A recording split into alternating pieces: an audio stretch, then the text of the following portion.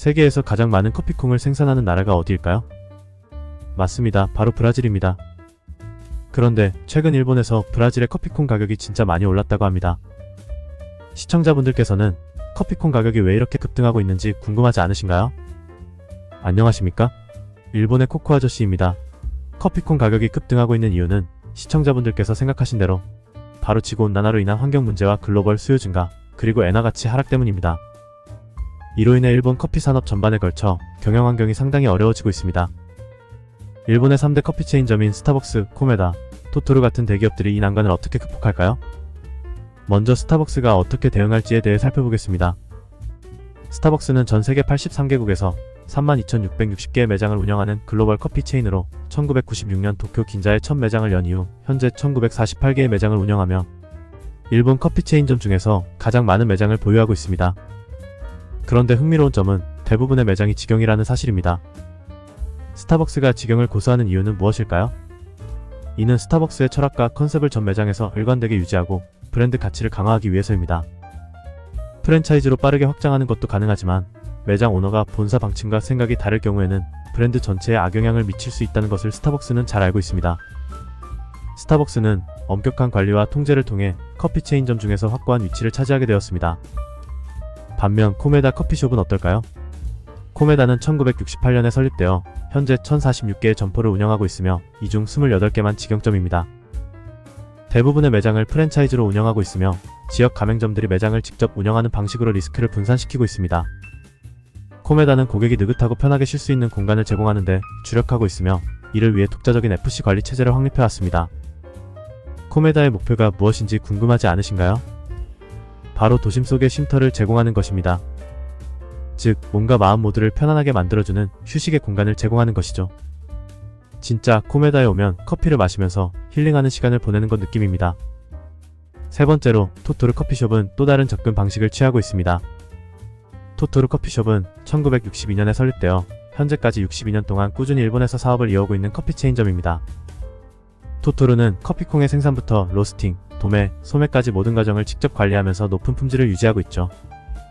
현재 전국 1067개의 매장을 운영 중이며 대부분의 매장이 역 근처나 사무실 빌딩 근처에 위치하고 있어 짧은 체류 시간과 높은 회전율을 자랑합니다. 토토루는 효율적인 경영을 통해 탄탄한 재정을 유지하면서 오랜 기간 사업을 이어왔습니다.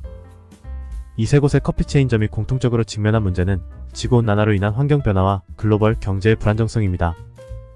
하지만 각 기업은 저마다의 강점과 전략을 통해 이 어려움을 극복하려 하고 있습니다. 스타벅스는 철저한 직영 관리로 브랜드 가치를 유지할 것입니다. 또한 위기 속에서 수익성을 높이기 위해 효율적인 매장 운영뿐만 아니라 배달 서비스도 강화하고 있습니다. 실제로 최근 일본에서는 배달 커피의 수요가 점점 늘어나고 있어 스타벅스도 이 트렌드에 맞춰 변화하고 있습니다. 코메다는 지역 가맹점과의 협력을 통해 리스크를 분산시킬 것이고, 토토루는 자사가 직접 일관 생산함으로써 효율성을 극대화하는 전략으로 대응하며 매장 내에서의 커피 외 판매도 늘려 수익 다각화를 추구해 이 어려움을 극복할 것입니다. 그렇다면 한국은 어떤지 궁금하지 않으신가요? 이제 일본의 커피업계 이야기를 한국으로 눈을 돌려보겠습니다. 한국은 커피 문화에서 독창적인 아이디어와 활발한 창업으로 유명하며 한국 카페들은 매력적인 인테리어와 다양한 메뉴 구성으로 인기를 끌고 있는 것 같습니다. 특히 한국의 믹스커피는 한국만의 독특한 방식으로 빠르게 변화하여 고객들의 다양한 요구를 충족시켰습니다. 이런 점에서 한국은 일본과는 또 다른 강점을 가지고 있는 것 같습니다. 이제 일본 카페 체인점의 경영 환경과 관련해 인터넷의 반응을 개인적으로 해석해 다루어 보겠습니다. 먼저 한 일본인 타케다 씨는 도토루를 자주 방문한다고 합니다. 그는 도토루는 잠시 쉬기에는 가성비가 좋다. 스타벅스는 커피 맛이 별로고 자리도 항상 만석이라 잘 안 간다고 말했습니다. 타케다 씨는 개인적으로 코메다 커피의 분위기와 음식은 괜찮다고 생각하지만 결국에는 지역의 작은 카페를 더 선호한다고 하네요. 특히 최근에 폐업한 역 앞에 한 카페를 언급하며 그곳이 그리워졌다고 합니다. 또 다른 일본인 스즈키 씨는 요즘 카페 체인점들이 고객층과 가격대, 입지를 잘 선택하여 성공을 거두는 곳이 많다고 평가했습니다. 그는 요즘은 햄버거 가게나 회전 초밥집까지도 커피를 판매하고 있다라고 덧붙였습니다. 또한 그는 대형 체인점이 아닌 개인이 운영하는 카페 전문점은 오래된 시설 때문인지 많은 카페들이 문을 닫고 있어 안타깝다고 전했습니다. 반면에 야마모토 씨는 개인이 운영하는 카페 전문점의 높은 가성비를 강조했습니다. 개인 카페 전문점에서는 파스타, 샐러드, 커피를 포함하여 점심을 800엔 정도에 먹을 수 있는데 체인점에서는 이런 가격에 그런 퀄리티를 기대하기 어렵다고 말했습니다.